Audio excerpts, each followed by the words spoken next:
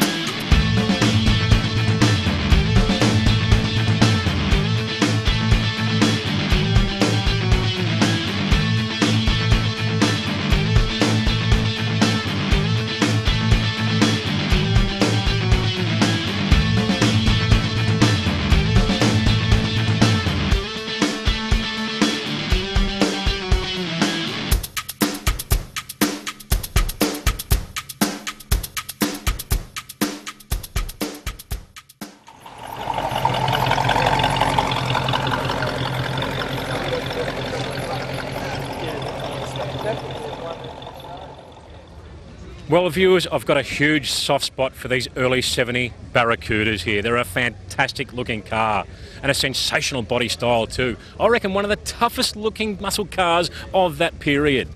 This car here is owned by Tony Calafati. He's actually bought this thing over from the US, looking very similar to what it does right now.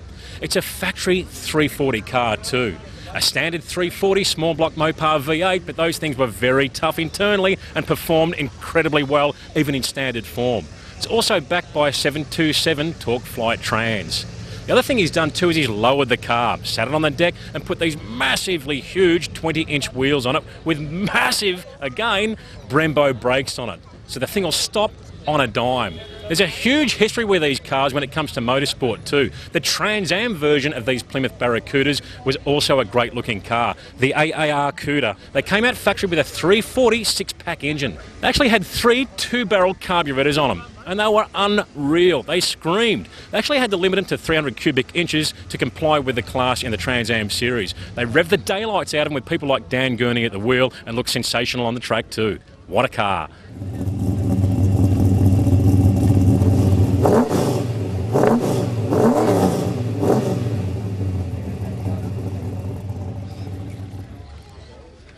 We'll have a look at this for a wild beast, viewers. This 71 Chevelle SS owned by Luke Morrison.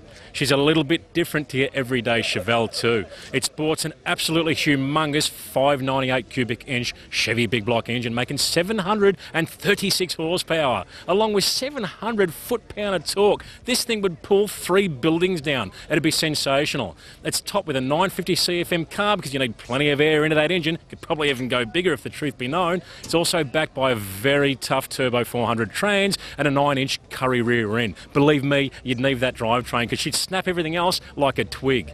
Now, the only drama that Luke has with this car is with traction. This thing will shred the tyres all the way down the drag strip. He's going to have to put something a little bit wider and some stickier rubber to try and harness all this power. This thing looks sensational. It looks factory on the outside, but with an engine like this under the hood, what a wild ride this thing would be.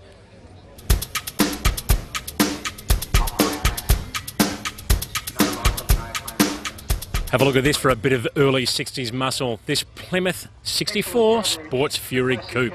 This car's owned by Dennis Bunsworth. He's driven about 4.5 hours to get to this show today. He reckons the thing drives like an absolute dream.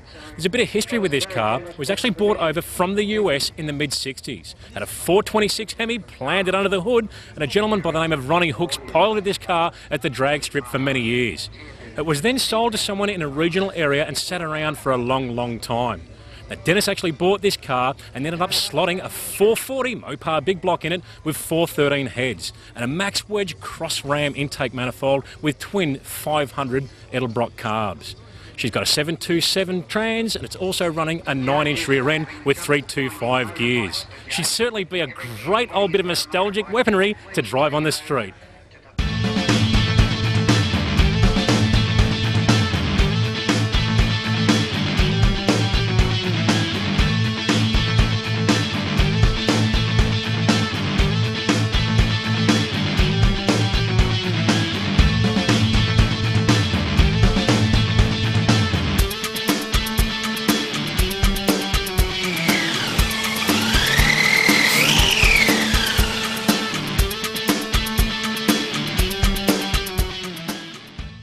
Well, viewers, have a look at what I've found here. This absolutely original and gem of a 1976 Ford Ranchero Squire utility, owned by Mark Bear here from Shannons. Now, talk about sharing the passion. This bloke's got a huge collection of cars, and this is one of them. Tell us a little bit about the car, Mark. Well, I bought it off eBay about just under 2 years ago. It was at South Dakota, and bought it off the Ford dealer. Actually, the car had been purchased new from that same Ford dealer, and the original owner kept it about 12 months, traded it back in at the Ford dealer. Another guy bought it, kept it all that time up until 2 years ago, and then I bought it off the same Ford dealer out of the States and brought it to Australia. Unbelievable, mate. So it stayed in that dealership. It's basically been in and out 3 times. Yeah, exactly. And 351 V8, just stock vehicle, cruise control, you know, the wood grain trim, which is a bit of a Brady Bunch sort of cue, but I kind of like that sort of stuff.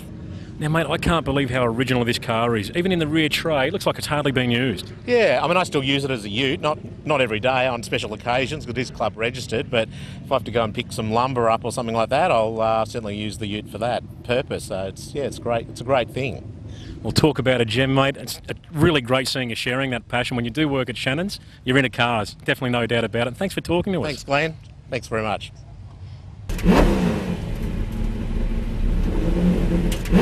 And don't forget, viewers, to look up the all-new Shannons Club.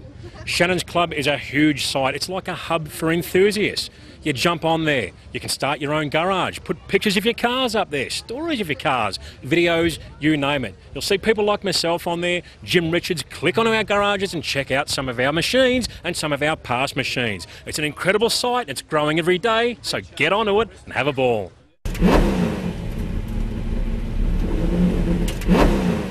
Well, we're here with Matthew as a party, and he's a huge Gasolene fan, so he tells me. Tell us a little bit about this mean machine behind us here, mate. What sort of car is it? A Chev. And what model is it? 57. Good job, mate. And where did it come from in America? Alabama. Fantastic, mate. Well, thanks for talking to us, and we'll see you next time. Bye-bye. Well, I found a pretty special muscle car from that 70s era here, viewers. This absolutely immaculate 70 model Buick GS Stage 1, owned by Conley Apis. This thing is an absolute gem, and it's been restored to absolutely standard condition. These things were an absolute rocket ship and the pinnacle in that Buick muscle car period. They sported a 455 big block engine. They made 420 horsepower, but more importantly, 510 foot-pound of torque. That is a massive amount of torque and certainly contributed to the 13.38 second quarter mile that these things ran standard. Now, Con took this thing out a few years ago in totally factory condition and ran a 13.41. So that's what you call backing it up when it comes to quarter mile. It's backed by a turbo 400 trans and a 10-bolt rear end with 3.42 diff gears. All I can say is what a sensational ride from that ultimate muscle car period.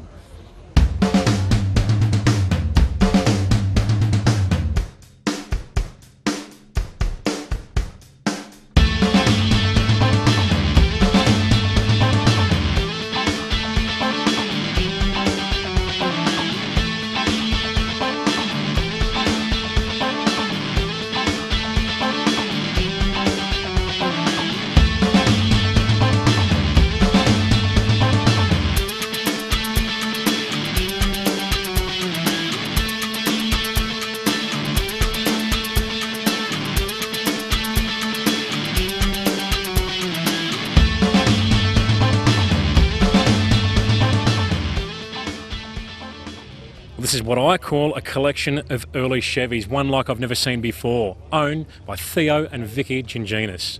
They've gone to a lot of trouble to find the right cars out of the US, and they love convertibles, as you can see.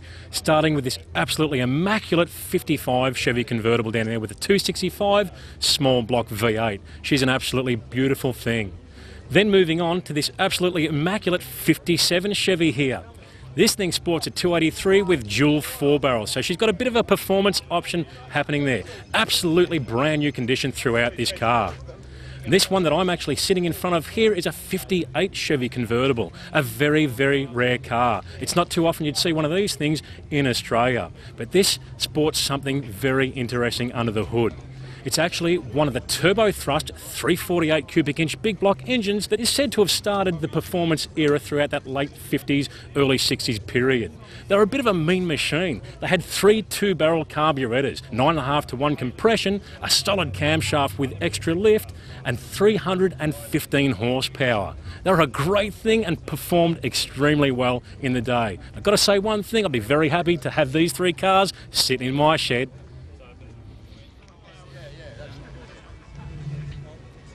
Well, viewers, this one stopped me in my tracks. This absolutely superb 67 Chevy SS Nova. This car here is owned by Sam Lamoni. It's a gem, an absolute gem throughout. It's got a mild 327 in it with a Rock Crusher 4-speed manual. Gotta love those manuals, and it's absolutely beautiful throughout. There's a fair bit of racing history with these cars too in Australia, believe it or not, with Storm and Norman Beachy with one of these things, smoking the tyres everywhere he went. There's nothing quite like it, and I wish I was alive back then to see it, but I've seen plenty of photos and it looked absolutely sensational. Anyway, viewers, I'm sure you'll agree this is a beautiful car, and I'd love to be cruising home in this thing tonight.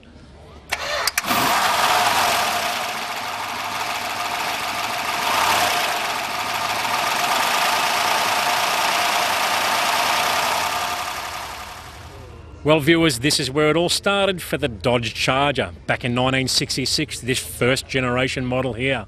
This car's owned by Colin Gardner, and she's very, very unique and very rare. And you know why? Because under the hood is a big, bad 426 Hemi, that iconic engine that started it all in the big Hemi drag racing scene. They kicked some serious butt, these engines, made 425 horsepower plus from the factory and revved to nearly 7,000 RPM.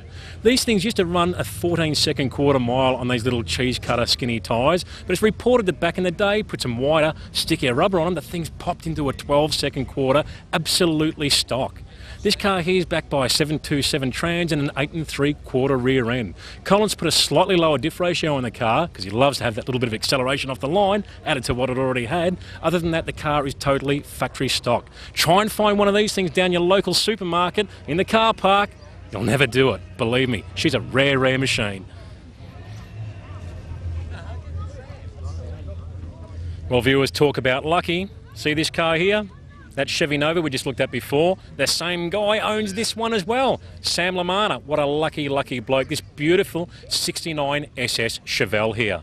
And guess what? She's got an L78 big block 396 under the hood. Standard out of the factory, 375 horsepower and a whole world of torque from this big block. It's got a turbo 400 trans. She's also running a 12-bolt rear end with 3/7 gears, so she certainly fire up the tyres out of the hole at the drag strip, of course. This car is absolutely stock from back to front and has been restored to perfection. It's an absolute gem, and should certainly be a beautiful ride.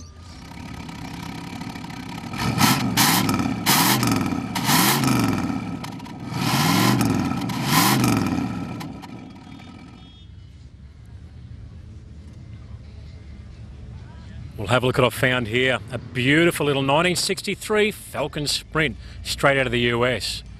This car here is the car that Australians wish they had back in the early 60s with our XL, M and XP Falcons. Unfortunately, we only had the 6-cylinder models, which was still fantastic, mind you. Don't get me wrong, they're a great thing, but to have that sweet little Windsor V8 under the bonnet was a great option. This car here, you're not going to believe this, but it actually has under 10,000 genuine miles on it. It's an absolute plum. It was a one-owner car. In fact, a guy that used to work in Ford US, he was actually a quality control guy there, owned this car from brand new. Now, Steve Thompson actually bought this car about 2 years ago off eBay. Now, when the car landed in Australia, Steve could not believe the condition. It was actually better than what he'd thought it was after seeing the photos. You just will not find a car like this with original paint, totally untouched, totally unmolested in a million years. It's super, super duper rare. Now, the Sprint was a special model. Of course, it had the 260 Windsor, the first of the Windsors. They had an engine dress-up kit with special chrome high-flow air filter, chrome rocker covers and a few other goodies. They had a different steering wheel. They had a special dash-mounted tacho on them. They had 5-stud wheels instead of the normal 4-stud wheels. So they were a bit of a special deal and super rare. And you see quite a few of these things racing in historic racing over in the US. Beautiful car, I'm sure you'd agree. Unfortunately, Steve has had a little bit of bad news. Yesterday, before turning up at this show, one of his cars was stolen from Avondale Heights at around about 5 o'clock in the afternoon. And guess what it was, viewers? This brings a tear to my eye. A genuine XRGT. What sort of lowlifes would do that? I'm devastated for him. Keep your eyes open, keep your ears open. If you hear of this car floating around the traps or bits and pieces for an XRGT, report it to the police. Steve, I really hope you get your car back, mate.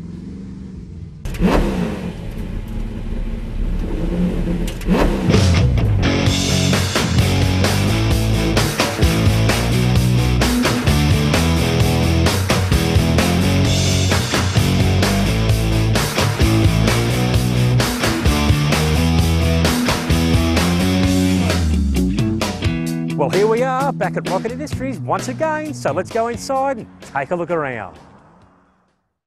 Well, for many people out there with their muscle car or classic, air conditioning is windows down at 100 kilometres per hour. I'm telling you, that just doesn't cut it in this day and age, because Vintage Air have come up with a fantastic solution. You can put air conditioning in your ride without a drama at all. Starting with something like this Gen 2 Mini here. It actually has heating, cooling, 3 outlets and also 2 for demister. These little babies will go up under the dash and they are super, super compact. Just like this little compact unit here, very popular with hot rods. Little heater, works absolutely superb. Then you've got your Mark IV. Now these babies are so cold they will freeze you to death, but they work extremely well in those extra hot conditions. They fit under the dash and they're very popular with some of those early 60s and 70s cars. Now these systems are available in a retro kit for various American model cars in left-hand drive, or you can buy these in various separate components. So you've got your condenser, your receiver dryers, these beautiful looking polished sand and compressors here in either serpentine or V-belt option. And have a look at these great looking vents here, so you can customise it to suit the appearance that you want, including these awesome looking control units here. Whichever look you desire, you can then have. You've got these bulkhead units here that actually allow you to go through the firewall and give it that awesome factory look. So you know what, viewers? There's no need for you guys to freeze in winter and cook in summer. Now you've got an option.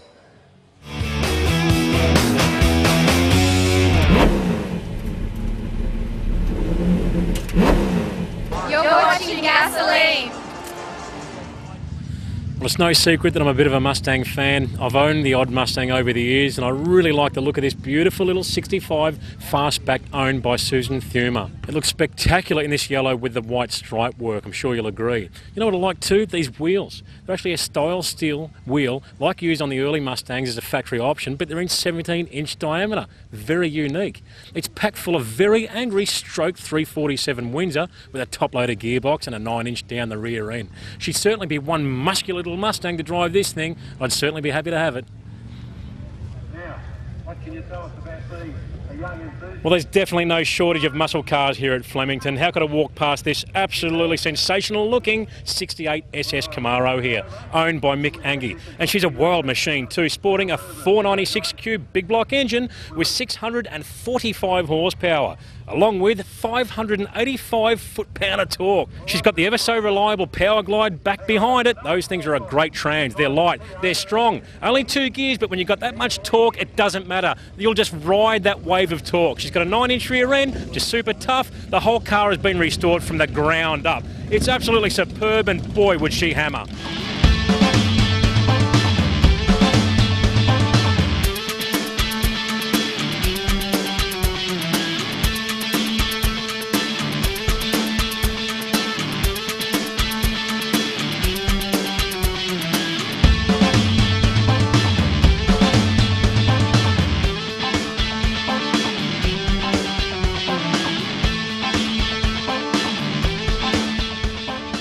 Well, there's definitely no shortage of Chevy muscle here. I'm sure you can see that at this show.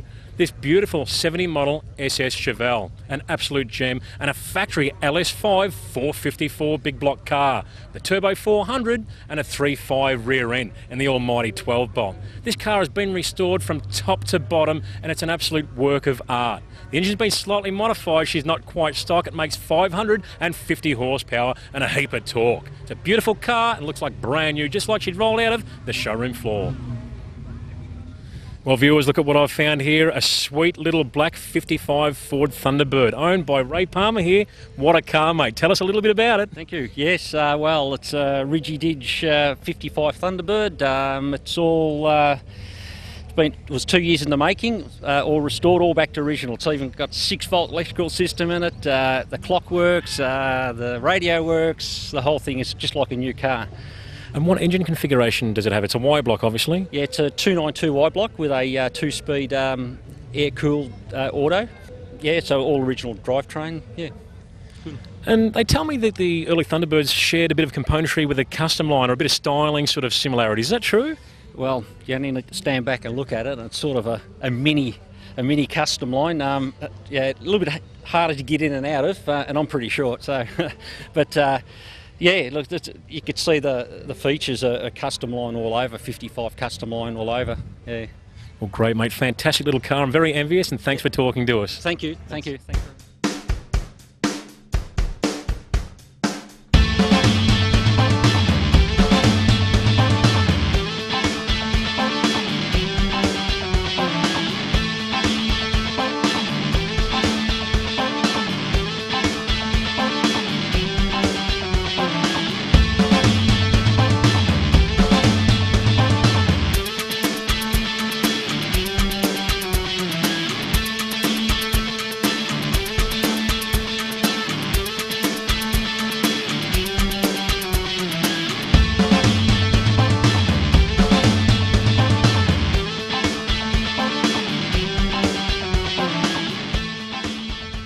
Okay, Ford fans, don't get angry with me. I'm a Ford man, I am a Ford owner, but there's plenty of GM muscle here at this show, and I had to stop and look at this beautiful 68 Chevy Camaro. Under the hood of this thing is a great little 327 Chevy small block. Got ported double hump fuelie heads, mild camshaft, increased compression, balanced set of pipes on it, 4-barrel intake and an Edelbrock carb. It makes around about 375 horsepower. It's backed by the ever so reliable 2-speed power glide trans and a 12-bolt rear end. It's had a meticulous restoration from top to bottom. Every part of this car is virtually brand new, but it is a daily driver and it is used often, so it's not quite concourse and trailered everywhere. Anyway, viewers, that's it for this show. It's been a fantastic event, a huge event. I can't cover all the cars here. It drives me insane, but I've tried to do the best I can for the episode. And I look forward to seeing you on the next episode of Gasoline. And viewers, there's one thing I forgot to tell you. This car here belongs to my dad. It's time for me to get in this baby and drive it home.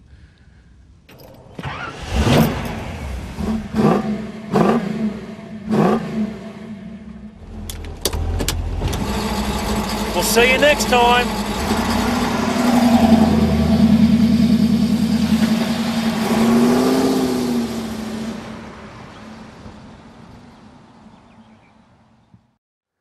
Well, I hope you enjoyed the episode, and remember, gasoline is made for people just like me and you, car enthusiasts.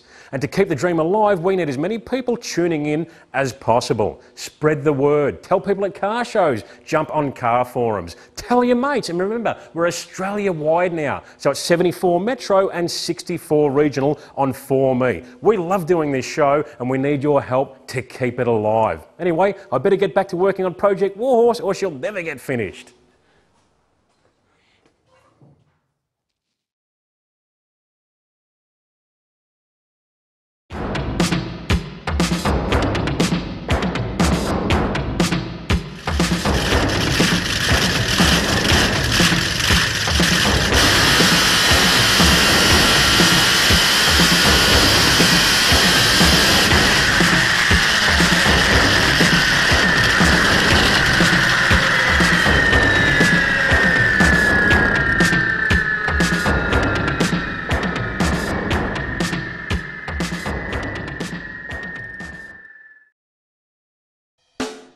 Gasoline is proudly brought to you by the following sponsors: